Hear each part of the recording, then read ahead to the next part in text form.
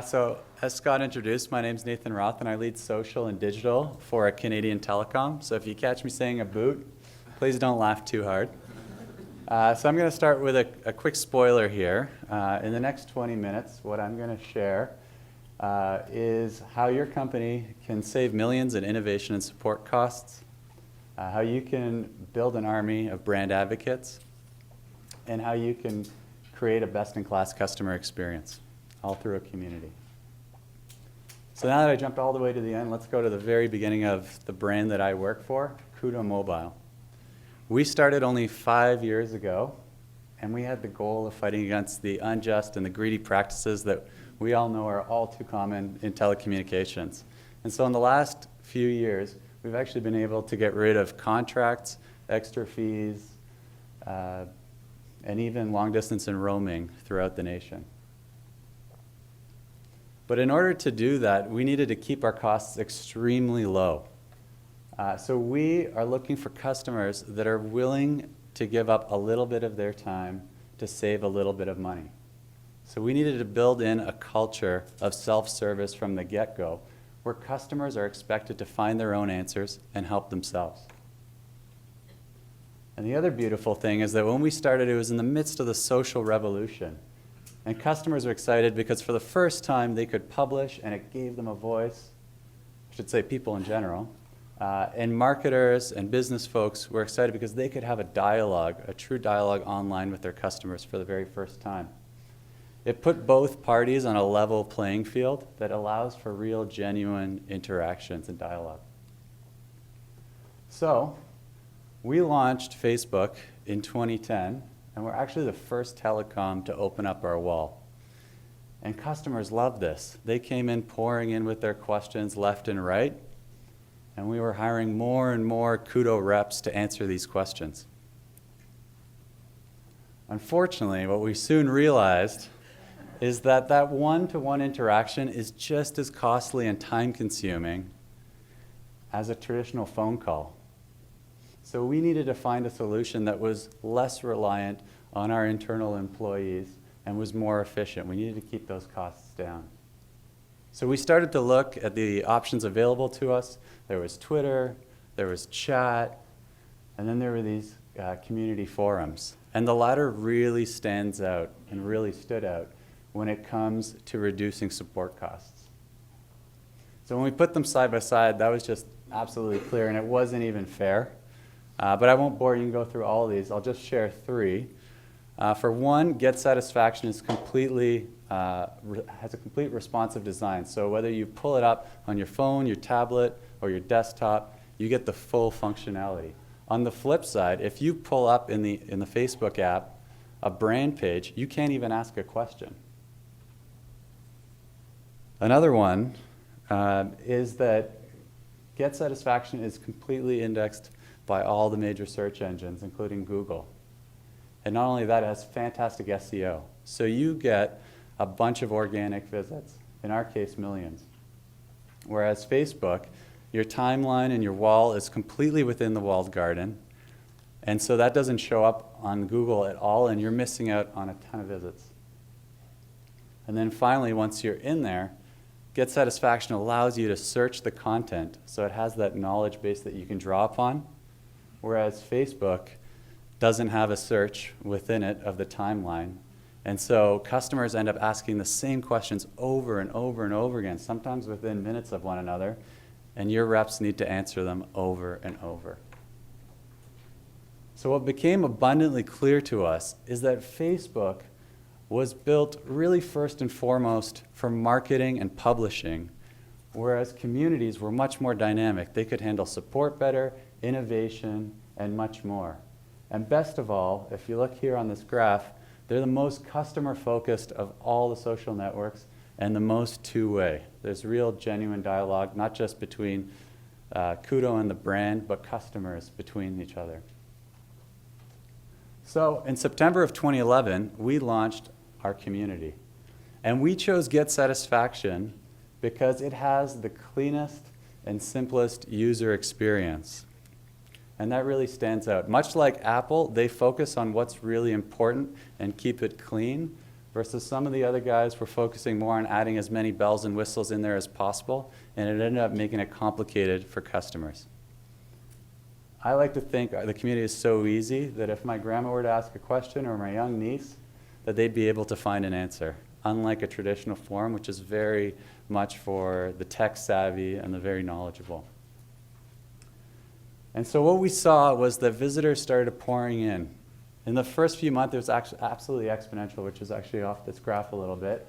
But what we're still seeing is in this last year here is that there's steady growth, and we have no idea when it's going to end. In the last 3 months alone, we even saw record visits. But beyond just coming there, these customers, because Get Satisfaction recommends the right answers to you, allows you to search, is easy to navigate, integrates our FAQs, 99.6% of our visitors ended up finding their answer without even having to ask a question, which is hugely efficient. Only 0.4% had to ask a question. And so these guys came, they found their answer, and they left, and they went on. And I like to use a sports analogy here, where the best referee is the one that you don't notice. In much the same way, the best support is the one that's so quick, so painless and seamless that you go on your day and it's barely memorable. But of course, that 0.4% still adds up to quite a few questions because we're a telecom and we're quickly growing. So we wanted to figure out a way to have those remaining questions answered not by our Koodo reps, but instead by fellow customers. So we needed a way to get them to stick around and not just drive through. And so we added game mechanics for that added boost. And game mechanics, for those that aren't familiar, are the elements of video games that make them so addictive. Games, points, levels, missions. But they're all around us. They're not just in Super Mario Brothers. So by a raise of hands, how many of you are on LinkedIn? Pretty much everybody. What you may not have noticed is that in the right-hand side of your column is a profile completeness bar. And there's game mechanics integrated seamlessly throughout that website, to the point that most people just don't even really recognize that it's a game. So we see here 25% beside our profile, and we're competitive, and we don't like unfinished ends or loose ends. So we start adding our picture and where we went to school and so forth. And then we get to 100%, and we're satisfied to have that associated with ourselves. But most importantly, LinkedIn is over the moon about it because we've collectively, for free, built them the largest network of professionals there is that's now valued over $1 billion. So these things are really powerful. But this goes in stark contrast to what traditional economists will tell you, that you need to reward someone with cash incentive in order for them to do anything. But the reality is that social capital is just as motivating, if not more motivating. So game mechanics leverage the personal and the social motivators, such as competition, recognition, and reputation, that drives someone into action.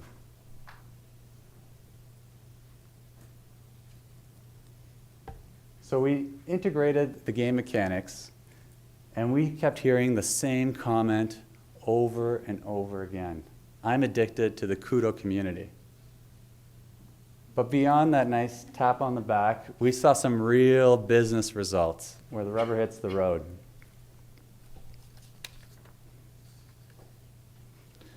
We saw an increase in self-help of 15%. We saw active users go up 72%. We saw visits go up 42%. And the goal that we were really after, peer-to-peer support, customers sharing answers with fellow customers, went up 21%. And that was all just in the first 2 months. And so we saved a bunch of costs, which was great, but we wanted to save even more. We wanted to get that peer-to-peer all the way up, that every single question in the community was answered by a customer.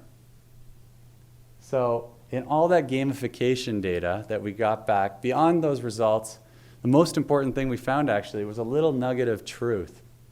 And it hides behind this simple riddle here. What does the trucker of an 18-wheeler, a wealthy housewife, an intellectual PhD student, and a geeky mobile blogger have in common? Well, it turned out that they were our very best customers and our very best community members. And it's not what we expected either, and it's not who we target from a marketing perspective. That's for sure. But what we found out was that we had these super users that were providing the bulk of the answers.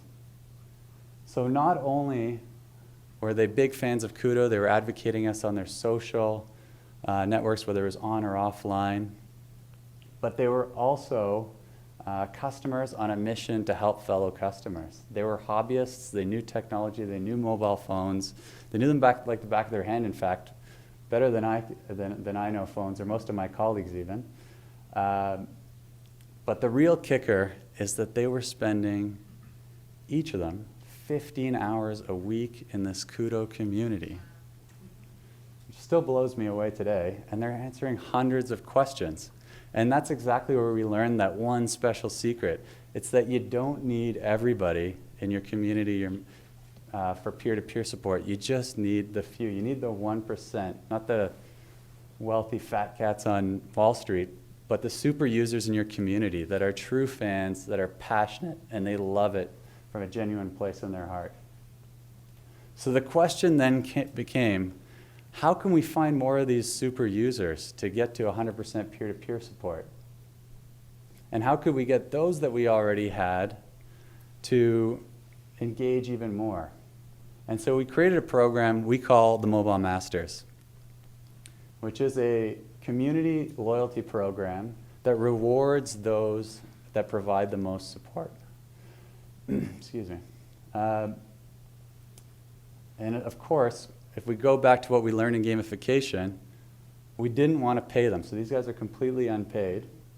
But we do reward them with that emotional capital, which is really some exclusive perks and rewards. So for example, we really put them on a pedestal. So digitize them, put them in front of our customers, and they get that status and that bragging rights for something that they really love, their passion and their hobby. So they're made to be the experts that they really and truly are. And they're rewarded for all that volunteering work to help us help our customers and to help us keep our costs down. But we also give them access to programs and access to people. So when we launched our new application, we involved them during the development phase. We took their feedback and we incorporated it, for example. Also, time to time they have a gripe and they want to air it. We connect them with the subject matter expert in our company so that they can have that direct conversation. And sometimes the SHME agrees with them, and sometimes they don't. But what's important is that they have that conversation. And sometimes it's even gone as far as the person responsible is our CEO. And these everyday customers have had a conversation with our CEO. So, but what's really important here? Well, in the first month alone, we saw more super users join us than we had in the previous 12 months combined. We quickly became the most active and visited support community in telecommunications in Canada, which is no small feat considering how young we are and small we are relative to our competition. And best of all, this one blows me away, we basically got there. Over 99.9% of our visitors get help without the involvement of a single employee, whether it's a rep or a management employee. And not only that, they got it within an average of under 12 minutes. So these customers, or mobile masters, are basically crawling over each other, fighting to get the answer, so that they can get more points and that they can get even higher status than their fellow masters. And so we saw massive reductions in support costs, all the way up to the point that we saw a 44% increase in call deflections year over year. But support is not everything that a community can do, and there's much more. And part of it is the customer experience. So like we just discussed, there's traditional support. Someone has an issue, we identify it, it gets resolved, in our case, from a peer. But really progressive systems are ones that prevent these issues. They instead find the root cause of the problem that's underlying in that question that a customer had or the problem that they have identified. And then it gets fixed so that the hundreds or thousands of customers that come after them don't have to ask that same question and don't even experience that same pain point. So we created a listening program across our entire company. So every single employee in our company gets a custom report to their responsibilities based on what's heard in social media, and most importantly in our Get Satisfaction community, where the feedback is long form, there's multiple people adding their take and their opinion, unlike a tweet that's 140 characters and usually someone just saying that they stubbed their toe, or in our case, F Koodo. So these reports then get sent to the subject matter expert at whatever interval they want. So in an example here, John, our pricing manager, he launches a new rate plan into the market. And he immediately then gets feedback on only that rate plan pulled into the custom report. And he knows what's wrong, what's working, if he should change something. But best of all, he gets an opportunity to fix it. We actually call these pain points treasures in our company, because if you are made aware of a problem that exists, it's a great opportunity to improve the customer experience. And that's really what this does at the end of the day. It allows every single customer or every single employee rather, in your company to take ownership and accountability for their impact on the customer experience. But beyond that, we also wanted to actively partner with our customers and use the wisdom of crowds. And the great thing about Get Satisfaction is that not only does support come out of the box, but as does a great ideation or crowdsourcing platform. And so it was already running and working, so we just needed to guide our customers there and let them know that it existed. And we got, and they really appreciated it. It made them feel heard and that they were listened to.